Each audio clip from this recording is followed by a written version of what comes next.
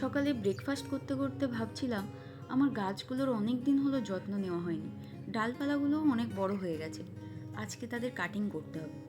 এই সাদা প্লাস্টিক টবটা খালি ছিল, ভাবছি এটাতেই রিপোর্ট করে দেব। অনেক দিন একভাবে গাছগুলো থাকার জন্য পাতাগুলোর উপরে অনেক ধুলো জমে, আজ সেগুলোও পরিষ্কার করে দেব, সাথে জলটাও চেঞ্জ করব। আমার এই মানি প্ল্যান্ট গাছটা এই বেসিনের পাশেই ছিল, ইচ্ছা তো করে পুরো বাড়িটাই এরকম গাছে গাছে ভরিয়ে দিই। হোম ডেকোরের মধ্যে এই ইনডোর প্ল্যান্টগুলো আমার পছন্দের লিস্টের একটু ওপরে, কিন্তু শুধু গাছ তো রাখলেই হয় না, তাদের সময় মতো পরিচর্যাও করতে হয়, কারণ আমার মনে হয় গাছ মানুষের মতোই ভালোবাসা বোঝে।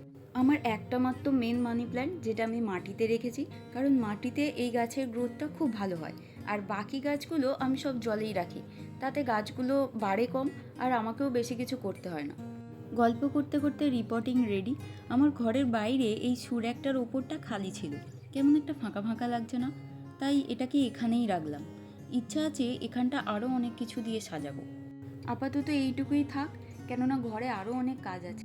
আচ্ছা, এখানটা আর কিভাবে সাজানো যেতে পারে আপনারা প্লিজ কমেন্টে জানাবেন। যাক, একটা বড় কাজ হয়ে গেল।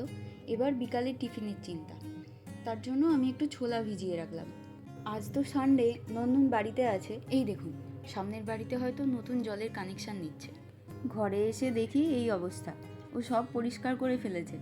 আচ্ছা, এত বড় কাজটা যখন করেই ফেলেছে, তখন ওর জন্য কিছু একটা তো করাই যায়। এত গরমে এই ভর দুপুরে ম্যাঙ্গো লস্যির চেয়ে ভালো আর কি হতে পারে। আজকের মতো তাহলে এইটুকুই, দেখা হবে আবার পরের ভিডিওতে।